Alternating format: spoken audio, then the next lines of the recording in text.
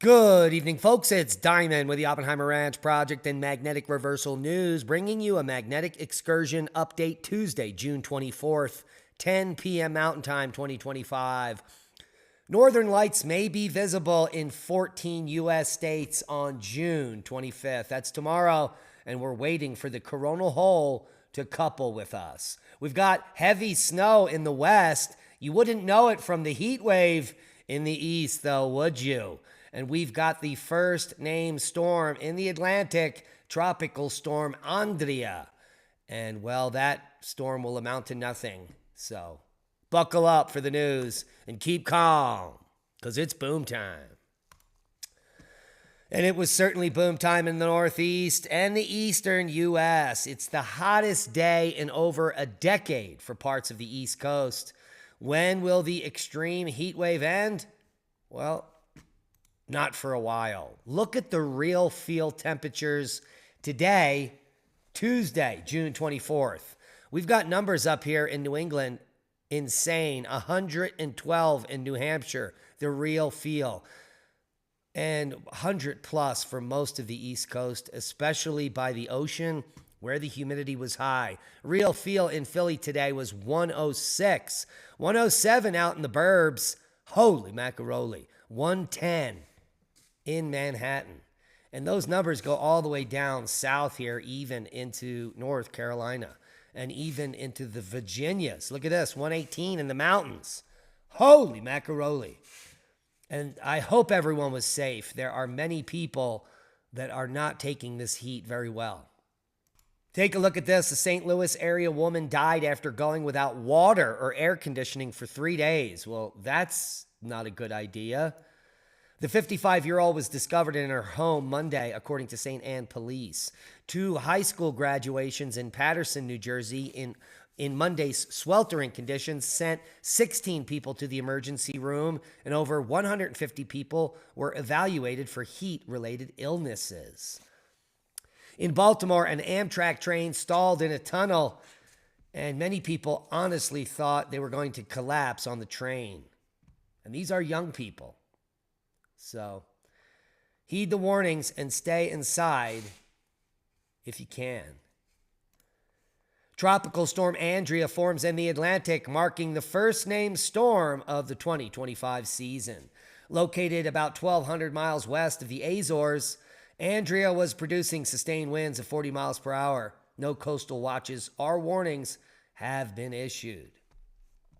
It's not unusual to see tropical activity in the Atlantic during the first month of hurricane season, which runs from June 1st to the 30th. There is the current position of Andrea, and let's refresh it. Still a tropical storm with maximum sustained winds of 40 miles per hour, expected to decrease into a tropical depression by tomorrow morning. And bad news, we've got lightning strikes all over the U.S. today. 20 people have been injured in a single lightning strike in Lexington, South Carolina. This is after lightning struck, injured nearly 20 people. According to the South Carolina Emergency Management Division, the bolt struck a group consisting of 6 adults and 12 children. And we also have a 29-year-old Colorado man hit by lightning in Smyrna Beach while standing in ankle-deep water. If you want to know more, you can follow all the updates over on X, Oppenheimer Ranch Project, at Diamond the Dave. We would appreciate a follow. And let's take a look at that snowfall that has fallen over the last 3 days. Quite substantial. We've got areas of Wyoming and Montana that picked up 1.5 feet of snow in the higher elevations, 2 feet of snow in some areas of Idaho. Al Gore is not pleased. And here is the full forecast. Prolonged intense heat wave, excessive rainfall in the southern Rockies, and severe weather in the central U.S. Extremely dangerous heat will persist from the Midwest to the East Coast until late this week.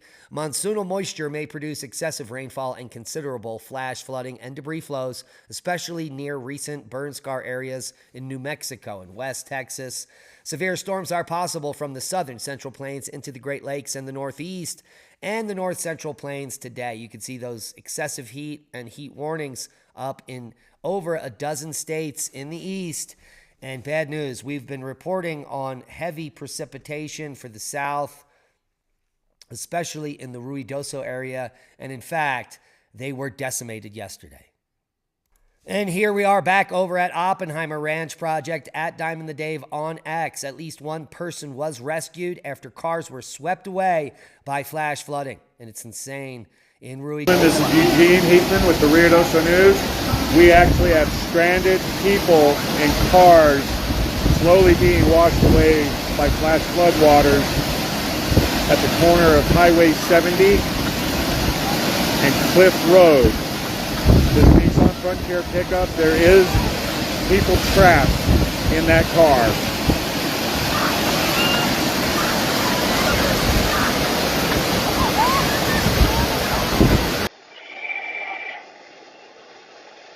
They got her.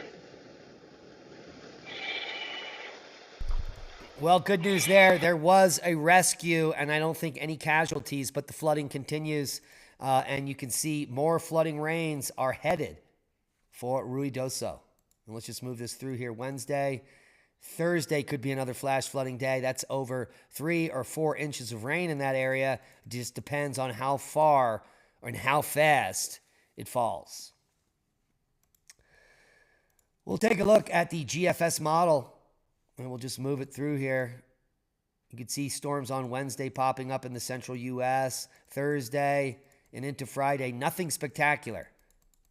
So normal spring and early summer activity. As we take a look at Tornado HQ, the live map, and check out severe weather warnings that are happening now. 2 severe weather warnings. That's it. Both in Ohio. So if you're in these regions, come over to Tornado HQ and follow up on what's going along. Seismic update. Oh, we just had a 5.4 in India, the largest quake of the day. And we're waiting for a coronal hole to face us to increase that seismic alert. Maybe get some big 7 mags.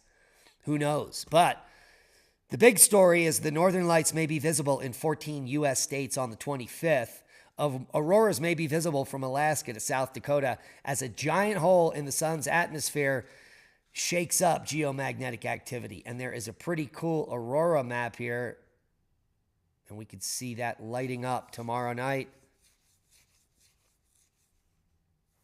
Wait for it. There it is. And so just a quick geomagnetic storm, maybe some aurora. Here is the map. And we can open this. And there you got, it's just the northern tier states and all of central Canada. And there is the coronal hole in question. Transequatorial should last for quite some time when we do meet the stream. Very little evidence of that happening right now. So we cross our fingers and wait for potentially the inevitable. Here's the detailed forecast. That geomagnetic storm should begin occurring anytime now. And if it does happen tonight, make sure you get out and look up. We've got a new star exploding into the night sky, and you can see it from North America. The never-before-seen nova, dubbed V462 Lupi, recently appeared in the constellation of Lupus, after suddenly becoming 4 million times brighter than its initial star. The shining explosion is visible to the naked eye and can be seen from parts of North America. Wow. On June 12th, astronomers from the All-Sky Automated Survey for Supernovae at Ohio State first spotted the new point of light, which had an apparent magnitude of plus 8.7 at the time. That's crazy. So this isn't, so unlike supernovas, which are so powerful they can completely rip stars apart, a nova only affects the outer layer of the star. Classical novas such as V462 Lupi occur in a specific type of binary star system, not like our solar system, where a more massive white dwarf star is pulling material away from its larger partner. When enough material has been accreted onto the dwarf star's surface, The pressure builds and triggers an explosion that burns up most of the stolen gas, like in this artist rendering.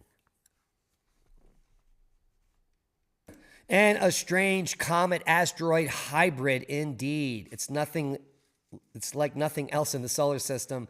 Here is a rendering of what Chiron might look like. Chiron is a type of outer solar system body known as a centaur. But even among its fellow centaurs, Chiron is special.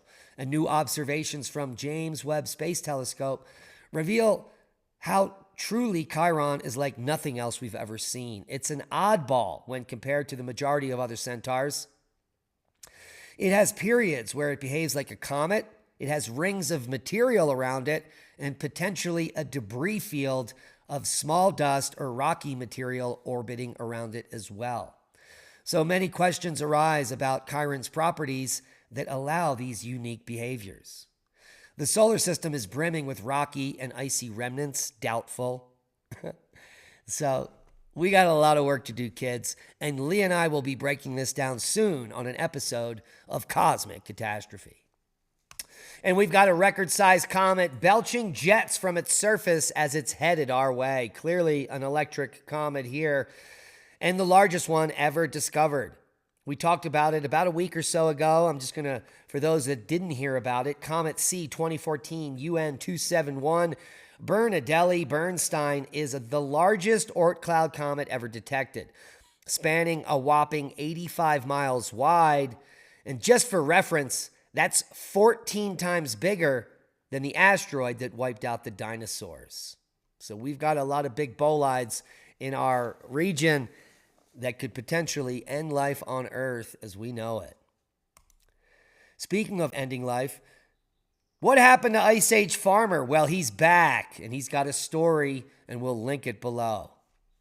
Yeah, he was censored and attacked, and now he's homeless and has no money. I don't buy any of it. And that's a boom to knowledge. Please share this video. As we are shadow banned, and well, most people don't get any notifications. Hit the subscribe button and help the channel grow. We're trying to get to 100,000 subscribers by the end of the year. We love each and every one of you. Be safe.